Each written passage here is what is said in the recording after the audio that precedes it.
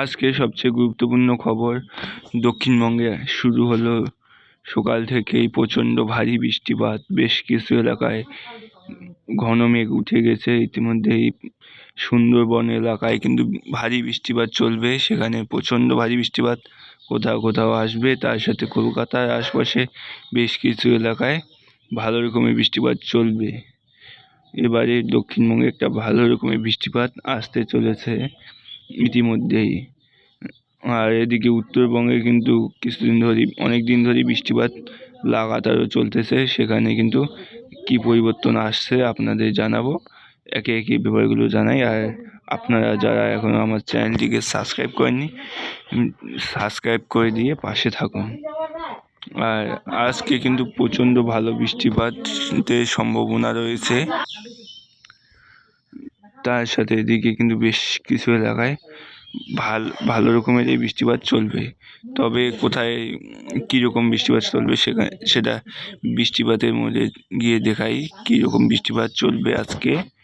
দেখুন, এখানে সকাল থেকেই প্রচণ্ড ভারী ভারী টাইপের বৃষ্টিপাত এখন চলবে। এদিকে সুন্দরবনে অঞ্চলে ভালো রকমের বৃষ্টিপাত চলবে, দেখাই কোন কোন জায়গার মধ্যে পড়তেছে। এদিকে দীঘাতে কিন্তু পড়তেছে, বালেশ্বরীতে পড়তেছে, আর এদিকে জলেশ্বর, খড়গপুর, কোলাঘাট, হলদিয়া, এদিকে হলদিবাড়ি, তারপর এদিকে অনেকটাই বাংলাদেশের এদিকে পড়তেছে ভালো রকমের বৃষ্টিপাতটা। তবে এদিকে কলকাতার দিকে কোলাঘাটে ভালো রকমের একটা বৃষ্টিপাত চলবে। তবে এগুলো ছড়িয়ে ছিটিয়ে ভারী অতি ভারী বৃষ্টিপাত চলবে।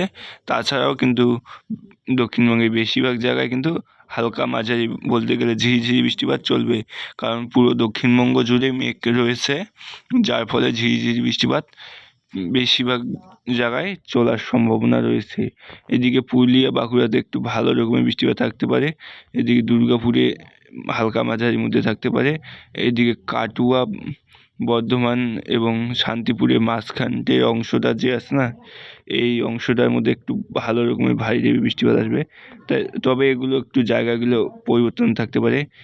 এখানে যে বৃষ্টিটা দেখাচ্ছে সেটা হয়তো একটু সরেও হতে পারে, তার আশপাশের অঞ্চলেও হতে পারে, একটু হয়তো পরিবর্তন হবে এর মধ্যে। তবে বৃষ্টিপাতগুলো এই এলাকার মধ্যে ভালো রকমের চলবে। তবে সব জায়গায় যে ভারী বৃষ্টিটা হবে সেরকম ব্যাপার নয়, কোথাও কোথাও হবে, সব জায়গায় নয়। হয়তো দুপুরের দিকে হয়তো আবার বৃষ্টিটা ছড়াবে, হয়তো দুপুর 1টা-2টোর দিকে লাগাত প্রায় অনেক জায়গায় মাঝারি ভারী বৃষ্টিপাতটা আসবে। এদিকে মালদা পর্যন্ত বৃষ্টিপাত আসবে, এখানেও কিন্তু মাঝারি ভারী বৃষ্টিপাত চলবে। আর এই সময়তে উত্তরবঙ্গে কীরকম বৃষ্টিপাত থাকবে, ঝিরিঝিরি টাইপের কোথাও কোথাও থাকতে পারে, সব সময় থাকবে না। মেঘ থাকবে সারাদিনভর, তবে বৃষ্টিপাত ঝিরিঝিরি বা মাঝারি বৃষ্টিপাত চলবে। উত্তরবঙ্গে এখনও পরিষ্কার হওয়ার মতো কোনো সম্ভাবনা দেখাচ্ছে না, তবে কবে থেকে পরিষ্কার হবে আকাশ সেটা জানাবো। আবার মাঝে মধ্যে এদিকে কিন্তু উত্তরবঙ্গের এবং নেপালের দিকে ভালো রকমের বৃষ্টিপাত আসবে। বৃহস্পতিবার থেকে শুক্রবারের দিনের মধ্যে ভালো রকমের বৃষ্টিপাত আসতে পারে। সেখানে কিন্তু কোথাও কোথাও প্রচণ্ড ভারী বৃষ্টিপাত আবারও আসতে পারে। 1-2 দিন বাদ প্রায় ভালো রকমের ভারী বৃষ্টিপাত চলবে উত্তরবঙ্গে। তবে দক্ষিণবঙ্গে সেরকমভাবে প্রচণ্ড ভারী বা মিডিয়াম ভারী বৃষ্টিপাত থাকবে কম, খুব কমের মধ্যেই থাকবে। তবে জিএফএস মডেলে একটা নতুন পরিবর্তন এসেছে, সেটাও আপনাদের দেখাবো। আর উত্তরবঙ্গে প্রায় সময় আলিপুরদুয়ার, কোচবিহার এবং জলপাইগুড়ি, দার্জিলিং, কালিম্পং এই এলাকার মধ্যে প্রায় ভালো রকমের বৃষ্টিপাত আসবে, প্রচণ্ড ভারী। এখানে শনি থেকে রবিবারের দিকে একটা প্রচণ্ড ভারী বৃষ্টিপাত আলিপুরদুয়ার, কোচবিহার এবং জলপাইগুড়ি জেলার মধ্যে আসতে পারে। প্রায় সময়ই উত্তরবঙ্গে মাঝারি ভারী বৃষ্টিপাত চলে আসবে হুট করে। তবে মাঝে মধ্যে সোমবার 8 তারিখ হয়তো আকাশ একটু পরিষ্কারের দিকে আসতে পারে, সম্ভাবনা থাকতেছে। তবে আবার কি পরিবর্তন আসে সেটাও আপনাদের দেখাবো, কীরকম পরিবর্তন হয়। সোমবার 8 তারিখে দেখাচ্ছিলাম। 8 তারিখ থেকে 9 তারিখের দিকে গেলে কীরকম দেখা যাবে। 9 তারিখের দিকেও উত্তরবঙ্গের দিকে বৃষ্টিটা থাকবে, তবে দক্ষিণবঙ্গে বৃষ্টিটা খুব কমের দিকে থাকবে এই সময়ের মধ্যে। তবে দক্ষিণবঙ্গে বৃষ্টিটা আসবে, কবে আসবে সেটা জানা যাচ্ছে না এখনও, তবে বৃষ্টিপাত আসবে দক্ষিণবঙ্গে। জিএফএস মডেলে দেখাই আপনাদের একটা ঘূর্ণাবর্ত টাইপের সৃষ্টি হয়েছে, যেটি থেকে কিন্তু বৃষ্টিপাত আসতে পারে দক্ষিণবঙ্গে বা এদিকে উড়িষ্যার দিকে বৃষ্টিটা হয়তো বেশি দেখাচ্ছে। তবে এটির মধ্যেও পরিবর্তন থাকবে, কি পরিবর্তন থাকতে পারে দেখাই।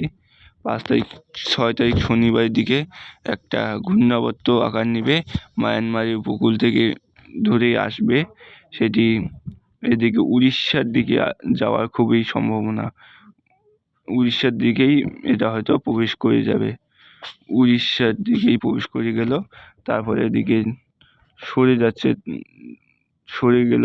এটার প্রভাবে দক্ষিণবঙ্গে কিন্তু ভালো রকমের বৃষ্টিপাত দেখাচ্ছে না। তবে আবারও হয়তো ঘূর্ণাবর্ত তৈরি হতে পারে, বা এটির মধ্যেও কোনো পরিবর্তন থাকতে পারে।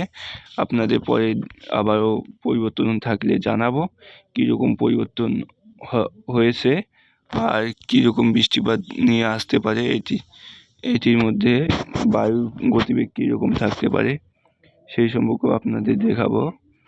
সেরকম গতিবেগে বায়ু থাকবে না, তবে একটা নিম্নচাপ, গভীর নিম্নচাপ হতে পারে। এটি গভীর নিম্নচাপ থেকে অতি গভীর নাও হতে পারে, তবে একটা গভীর নিম্নচাপ, লো প্রেশার এরিয়া তৈরি হবে, যার ফলে কিন্তু বৃষ্টিপাতটা এদিকে উড়িষ্যা উপকূল বা এদিকে তামিলনাড়ুর উপকূলে, তেলেঙ্গানা এবং অন্ধ্রপ্রদেশের দিকে যেতে পারে বৃষ্টিপাতগুলো। তবে এটি কিন্তু ECMWF মডেলে এখনও দেখাচ্ছে না যে এই ঘূর্ণাবর্তটি আসবে, সেরকম ব্যাপারে কোনো দেখাচ্ছে না। তবে ECMWF মডেলে দেখালে আপনাদের জানিয়ে দেব যে ঘূর্ণাবর্ত বা ঘূর্ণিঝড় আসতে পারে। বৃষ্টির পরিমাণ দেখি কীরকম পরিমাণ থাকতে পারে আগামী 10 দিনে। পুরো দক্ষিণবঙ্গে বৃষ্টির পরিমাণ আছে 80 থেকে 90 মিলিমিটার, মানে খুবই কম বৃষ্টিপাত এখানে কিন্তু। আর এদিকে মালদার আশপাশে নদীয়া জেলায় বেশ কিছু এলাকায় একটু ভালো রকমের থাকতে পারে। তবে এদিকে যে উত্তরবঙ্গ আছে সেখানে কিন্তু 300 থেকে 400 মিলিমিটারের আশেপাশে বৃষ্টিপাত থাকবে। বলতে গেলে উত্তরবঙ্গের দিকেই বৃষ্টিটা চলবে, দক্ষিণবঙ্গে সেরকমভাবে বৃষ্টিপাত না থাকারই সম্ভাবনা দেখাচ্ছে ইতিমধ্যে। তবে আজকে একটা সবথেকে বড় গুরুত্বপূর্ণ জিনিস হলো, একটা বিশাল বড় একটা ঘূর্ণিঝড় তৈরি হয়েছে এদিকে আমেরিকার পার্শ্ববর্তী এলাকায়। সেটি ধ্বংসলীলা চালাবে। এখন রাত থেকেই অনেক এলাকায় ধ্বংসলীলা চালাচ্ছে, যার ফলে কিন্তু প্রচুর লণ্ডভণ্ড করে দিচ্ছে এদিকে বেশ কিছু এলাকায়। তবে এটি এখনও পর্যন্ত সমুদ্রের মধ্যে বেশি প্রভাব ফেলতেছে। তবে এটি অনেকটাই প্রভাব কিন্তু এই যে কিংস্টনে ভালো রকমের একটা প্রভাব ফেলতে পারে। এই ঘূর্ণিঝড়টির নাম কি সেটাও আপনাদের দেখাবো। ঘূর্ণিঝড় ক্যাটাগরি, এই ঘূর্ণিঝড়ের হ্যারিকেন ক্যাটাগরি 4-এ পৌঁছে গেছে, যার প্রভাবে কিন্তু প্রচণ্ড তাণ্ডব লীলা চালাতে পারে। এই ঘূর্ণিঝড়টির নাম বেরিল। ঘূর্ণিঝড়টি প্রায় 242 কিমি পার ঘন্টা গতিবেগে এগোচ্ছে, প্রচণ্ড গতিবেগ। এই গতিবেগে কোনো রকমের ঘূর্ণিঝড় চললে সেখানে কিন্তু প্রচুর লণ্ডভণ্ড করবে, যার ফলে বেশ কিছু এলাকায় এটির প্রভাবে ধ্বংসলীলা চালাবে। এখানে দেখাই কীরকম গতিবেগে রয়েছে ইতিমধ্যেই। এই ঘূর্ণিঝড়ের গতিবেগ ইতিমধ্যে রয়েছে কত কিলোমিটার পার ঘন্টা, এখানে উইন্ডিতে মাপি 211 কিমি পার ঘন্টা দেখাচ্ছে। তবে এটি 240 কিমি পার ঘন্টা দেখাচ্ছে এইবার। তবে এই ঘূর্ণিঝড়ের প্রভাবে এই যে সমুদ্রের মাঝখান দিয়ে যে এই দ্বীপটি রয়েছে সেখানে কিন্তু পুরো লণ্ডভণ্ড করে দিয়ে চলে যাবে এই ঘূর্ণিঝড়। আজকে রাত থেকে সকালের মধ্যেই কিন্তু এটি লণ্ডভণ্ড পুরোপুরি এই দ্বীপটিকে লণ্ডভণ্ড করে দিয়ে চলে যাবে। তারপর এদিকে হয়তো আমেরিকার এই অংশের মধ্যে প্রবেশ করে যাবে, তখন তার শক্তি হারিয়ে ফেলবে হয়তো। এই ঘূর্ণিঝড়টা আস্তে আস্তে শক্তি হারিয়ে ফেলে এই দিকে প্রবেশ করে যাবে, যার ফলে এইদিকেও বেশ কিছু এলাকায় লণ্ডভণ্ড করবে, তবে সেরকমভাবে নয়। তবে এই যে সমুদ্রের মাঝখান যে দ্বীপটি রয়েছে, এই দ্বীপটিতে প্রচণ্ড লণ্ডভণ্ড করবে। আর আজকে ভিডিও আর বেশি বড় করতেছি না। আপনারা যারা এখনও আমার চ্যানেলটিকে লাইক ও সাবস্ক্রাইব করেননি, লাইক ও সাবস্ক্রাইব করে দিবেন। ভালো থাকবেন, সুস্থ থাকবেন, ধন্যবাদ।